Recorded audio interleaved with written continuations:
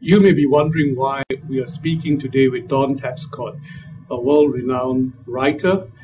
The latest of his books, Economics, which was the world's bestseller in 2007, which is leading us into thinking a lot about how collaboration enterprise management is changing the way we live and we do business today. And I'm trying to persuade Mr. Tapscott that financial services is an industry that would and should benefit a lot from collaborative technology in that sense. Do you at all think about financial services? Oh, of course. You don't have to persuade me. I'm deeply involved in the financial services industry. And in Economics, that was actually my penultimate book. My most recent book is Grown Up Digital. Okay. That came out last year. Right. In Economics, we talked about how collaboration on an astronomical scale can be applied to the financial services industry.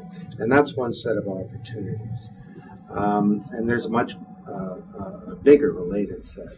On the first one, peer production, peer collaboration is now beginning to enter into financial services.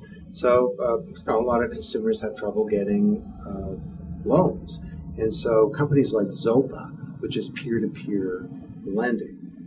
You got some money, I need some money. What we need is a trust syndication method whereby we can establish trust in the community. If we can do that for buying and selling bicycles, the eBay feedback form, we should be able to do it for buying and selling money. So that will be a challenge to parts of traditional retail banking. We've got the whole idea of prosumption, of turning consumers into producers. So consumers can now co-innovate all kinds of value in the financial services industry. You look at something like Motley Fool. This is not just a community of millions of people talking about financial services. In some ways becoming sort of a new mode of production for financial services. We have things like the creation of all kinds of consumer experiences that go way beyond traditional financial services that are appropriate for the new generation of young people. So there are many opportunities there. Peer-to-peer mutual funds like Marketocracy that's done pretty well, actually, outperforming the traditional indices. But there are a much bigger set of issues that relate directly to the current crisis. Right. That, to me, the financial services industry needs a lot more than a fresh infusion of capital, which it got, and some new regulation, which it's getting. It needs a whole new modus operandi, and one that's based on the principles of this new networks economy and society that I've been writing about for many years. Right. Now, the modus operandi of the financial services industry traditionally is on closed groups, trusted networks, and standards that you don't argue against and you don't collaborate to sort of right. build on. A lot of what you've written on, the critical view of collaboration would be, and I'm sure you're familiar with all of this, is like conventional wisdom may not necessarily be the best thing for a trusted industry like financial services. What would you, how would you go about rebutting something like that? Well, I think the industry needs to change around a new set of principles. Okay. Principles that, well, first of all, that involve integrity. I mean, I lend you some money for a subprime loan. I know you have a mortgage now. I know that in 3% of the cases, you won't even make the first payment, let alone be able to pay back the mortgage. And then you pass it off to someone else, and they create some collateralized debt obligation that gets further distributed. By the time it gets down to him, no one has any idea what they're investing in. Right. That's a fundamental integrity violation. Integrity is about being honest, about being considerate of the interests of other parties, about being accountable, and having transparency. All of those values are violated by something like that. So we need to bake integrity. But more, we need to bake some of these new principles like sharing intellectual property. Right. Now, why would you do such a thing in the financial services industry? Well, I'll explain, but first let me give you an example from another industry that's as far away from a .com as I can think of, gold mining. Okay. So a few years ago, it's a company called Goldcorp. The CEO a guy named Rob McEwen. I know this guy because he's my neighbor. It's how I know this story. Right. He takes over the company. His geologists can't tell him where the gold is. He gives them more money for geological data. They keep coming back. They can't tell him where to go into production. So after a few years, he's so frustrated, he's ready to shut the thing down. One day, though, he has a revelation. He wonders if they don't know where the gold is, maybe somebody else does. So he takes his geological data, biggest secret in the mining industry, he publishes it, holds a contest on the internet called the Gold Corp Challenge. $500,000 for anybody who can tell me, do I have any money, or do I have any gold? And if so, where is it?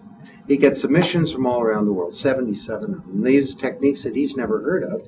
And for his $500,000 in prize money, he gets $3.4 billion worth of gold. I was actually just at the talking to him recently. That's now worth $6.8 billion. Right. So he shared his intellectual property. He was open. He was transparent. He stood up in front of the world and said, I'm the CEO of this company, and I don't know if we have any gold. And he didn't think global and act local. He acted globally. He viewed the world as his geology department, and he peered. Conventional wisdom says he should have fired his geology department. He didn't. He wondered, who are their peers? Some of the best submissions didn't come from geologists. The winner was a computer graphics company that built a three-dimensional model of the mine.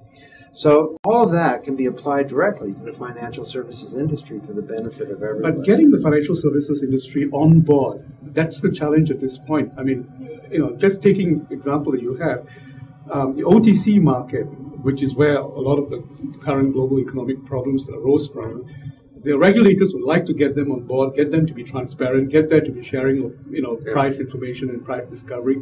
The market itself wants to operate in a closed setting on a bilateral trading arrangement rather than in an open network or something like that. Now, what would your advice be on how to get the community, like the OTC community, on board into a sharing culture? People are rational. And business executives do things overall that are in the interests of their business over time. They didn't during the current crisis. They acted in a way that hurt the industry as a whole. But to me, it's just a question of convincing them what is in their interest. So let me give you an example to your point. Risk management. Why don't we apply these principles to risk management? Do you know what we should do? Place a lot of our risk management data and algorithms in the commons. Okay. We should have a human genome or a Linux of risk management. Now, why would we do that? Our risk models were a proprietary advantage in our industry or for our bank. Well, hello, they didn't exactly confer competitive advantage. Collectively, they contributed to the downfall of the entire industry. Peer. Okay, the leaders of the financial services industry ought to get together as peers and find an industry solution. Secondly, they should share their intellectual property, place it in the commons. Thirdly, they should be transparent about this and open up. And a rising tide would lift all boats. You compete on a higher level. Well, that's the intention. But when you see these principles applied in the IT industry, you see a lot of free collaboration. The problem with the financial services industry, there's got to be a risk and reward mechanism in place. But that's exactly what I'm describing to you. I'm talking about risk management of financial services. We place this data and these algorithms so that everyone shares them. We help ensure stability for the whole financial services industry, and we compete and make our money at a higher level. And what would that higher level be, you think? Well, they could be higher levels of understanding and analysis of risk based on the common platform. Right. Just like Linux, the software industry, placed operating systems in the commons, and they compete on applications and services. It used to be, it was the HP operating system versus the IBM operating system versus the Wang operating system and so on. Well, now operating systems are pretty much in the commons, and we compete on a higher basis. Right. This is not about socialism or anything. This is about capitalism and how to make money.